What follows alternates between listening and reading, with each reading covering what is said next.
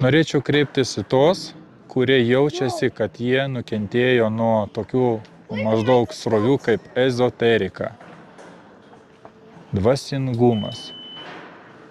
Ir per ilgą patirtį ir kiek aš pats praėjau, aš galiu drąsiai teikti, kad aš pats buvau tokioj būsenoj daugiau negu 15 metų.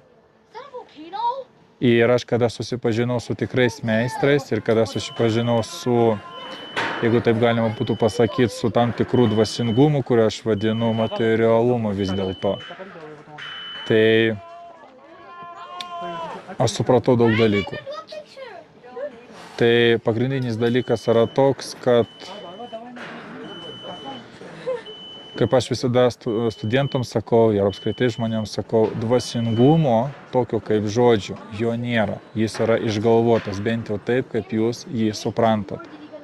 Dvasingumas sukurtas tik tiem žmonėm, kurie biški tinginiauja, nieko nenori daryti arba nesuvokia, ką reikia daryti, arba tiem žmonėm, kuriem pasakė, kad bus taip ir taip, tikėk tarkim į tai, tikėk į aną, daryk tą ir viskas bus tvarkoj. Bet iš tikrųjų taip neveikia. Ir jis įkurtas, grubiai tariant, tokiem vat žmonėm. O iš tikrųjų mes gyvenam materialiam gyvenime ir iš tikrųjų mes viską turim pasverti, mes turim viską pačiupinėti, kaip nebebūtų. Nes galima medituoti, galima, tarkim, eiti į tam tikras pasąmonės būsenas, ten kažką tai daryti, galima.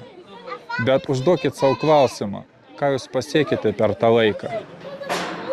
Ir dažniausias atsakymas bus toks, kad jūs pasakysit, kad aš suradau pusiausvyrą, aš gavau kažkokią tokią balansą gyvenime.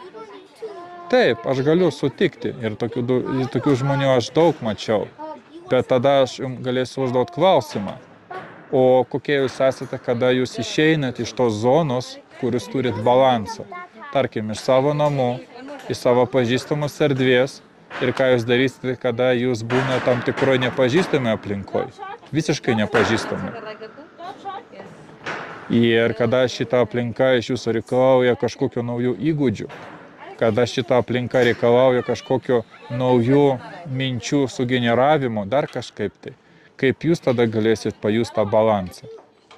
Ir jeigu jūs tą suvokėt, ir iš tikrųjų, jeigu taip galima būtų pasakyti, kad jūs esat nukentėję arba jaučiat, kad jūs nukentėjot nuo ezoterikos, nuo dvasingumo, taip vadinamo, kuris atėjo pagrindinis dalykas nuo 90 metų, o po to dar didesnė banga atėjo nuo kokių 2000-ųjų, ir jūs labai galbūt sumokėjote arba suinvestavote belė kiek laiko, jūs investavote belė kiek savo resursų ir nieko jaučiat, kad nieko negavote, tai aš kviečiu jūs registruotis į konsultaciją ir aš jums paaiškinsiu, kuom jūs buvote apgauti, kada tas įvyko, ką reikia daryti ir kokiu būdu galima būtų iš šito, galima sakyti, to uždaro rato išeiti. Taigi kviečiu tave, jeigu tu kažkaip suradai ir supratai, apie ką aš kalbu. Tai iki pasimatymo.